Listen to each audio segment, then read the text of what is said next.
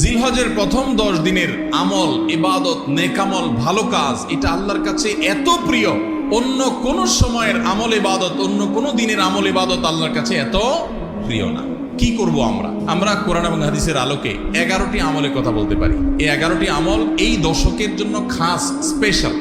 আমরা কোরআন এবং হাদিসের আলোকে 11টি আমলের কথা বলতে পারি। এই 11টি আমল এই দশকের জন্য খাস, স্পেশাল। নাম্বার 1 নম্বর এই দশকের আমল হলো বেশি বেশি আল্লাহর জিকির করা। কি করা? বেশি বেশি আল্লাহর জিকির করা। এই জন্য এই দশকে আমল করলে আল্লাহর কাছে এত প্রিয় যে অন্য কোনো সময়ের আমল আল্লাহর কাছে এত প্রিয় না। এই জন্য এই দশকের দ্বিতীয় আমল হলো বেশি বেশি নেকামল করা। বেশি বেশি কি করা? নেকামল করা। 3 নম্বর এই দশকের করণীয় হলো সকল গুনাহ থেকে অন্য সময়ের চাইতে এই সময়টাতে বেঁচে থাকার জন্য বেশি সচেষ্ট থাকা। গুনাহ তো 12 মাসই আমরা করব না, কিন্তু এই দশক গুনাহ না করার ব্যাপারে চেষ্টাটা একটু বেশি থাকবে। 4 নম্বর আমল হলো যাদেরকে আল্লাহ তাআলা সামর্থ্য দিয়েছেন তারা হজ করবেন। এই দশক হজের আমলের মাস, আমলের দশক। এই দশকেই হজ হবে। অতএব যাদের তৌফিক দিয়েছেন আল্লাহ তাআলা তারা কি করবেন? হজ করবেন। এটা এই দশকের আমল। এটা হলো 4 নম্বর আমল। 5 নম্বর আমল হলো যাদেরকে আল্লাহ সামর্থ্য দিয়েছেন তারা এই দশকে কোরবানি করবেন। কারণ কোরবানি এমন একটা আমল, নবী করিম সাল্লাল্লাহু আলাইহি সাল্লাম মদিনা হিজরত করেছেন, এরপর থেকে প্রতি বছরে তিনি কি করেছেন? কোরবানি করেছেন। আল্লাহ নির্দেশ করেছেন ফাসাল্লি লিরাব্বিকা ওয়ানহার, তুমি তোমার রবের নির্দেশ পালনার্থে নামাজ আদায় করো এবং কোরবানি করো। এই জন্য ঈদুল আজহা অর্থাৎ এই জিলহজের প্রথম দশকের শেষ দিন অর্থাৎ 10ম দিনে কোরবানির আমলটা করা, এটা যাদের সামর্থ্য আছে তাদের জন্য প্রযোজ্য। এই দশকের একটা আমল হলো কি করা? কোরবানি করা। কয়টা আমল গেল? 5টা। 6 নম্বর হলো যাদের কোরবানি করার ইচ্ছা আছে তারা জিলহজের চাঁদ ওঠার আগে আগে জিলকদ মাসের শেষ দিনের মধ্যে তাদের হাতের নখ, চুল, গোফ, অবাঞ্ছিত লোম এগুলো সব কেটে পরিষ্কার করে ফেলবেন এবং এই দশক আর সেগুলোতে হাত দিবেন না।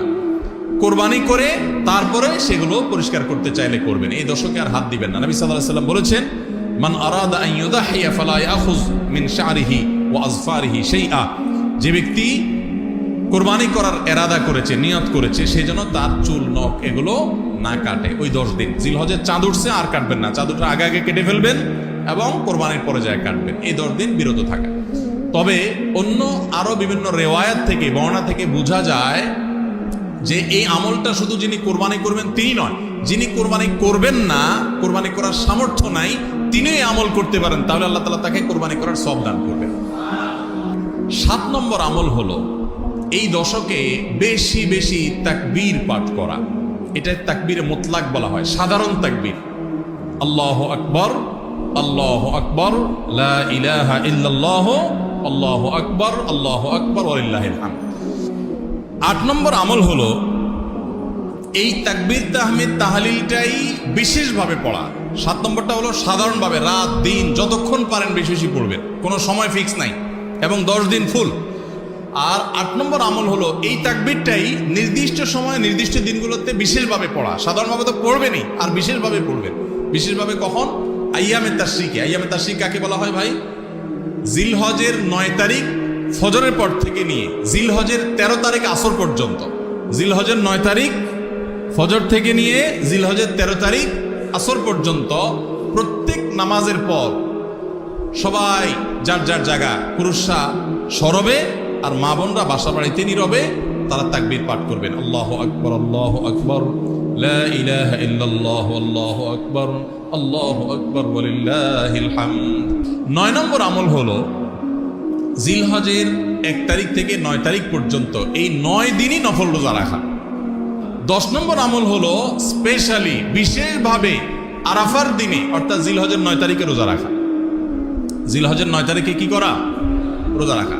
প্রথম 9 দিন সাধারণ, আর বিশেষভাবে 9 তারিখের গুরুত্ব আরো বেশি। কারণ নবী করিম সাল্লাল্লাহু আলাইহি ওয়াসাল্লাম বলেছেন সিয়াম ইয়াউমি আরাফা আহতাসিবু আলাল্লাহি আন ইউকাফিরা সানাতাল্লাতী ক্বাবলাহা ওয়াল্লাতী বাদাহা। আরাফাত দিনের রোজা অর্থাৎ জিলহজের 9 তারিখের রোজা, এই রোজা সম্পর্কে আল্লাহর কাছে আমার ধারণা, আল্লাহর প্রতি নবী সাল্লাল্লাহু আলাইহি ওয়াসাল্লাম বলছেন যে আমার ধারণা যে এই রোজার বিনিময়ে আল্লাহ তাআলা 1 বছর পূর্বের আর জিলহজের প্রথম 10 দিনের আমল, ইবাদত, নেকামল, ভালো কাজ, এটা আল্লাহর কাছে এত প্রিয়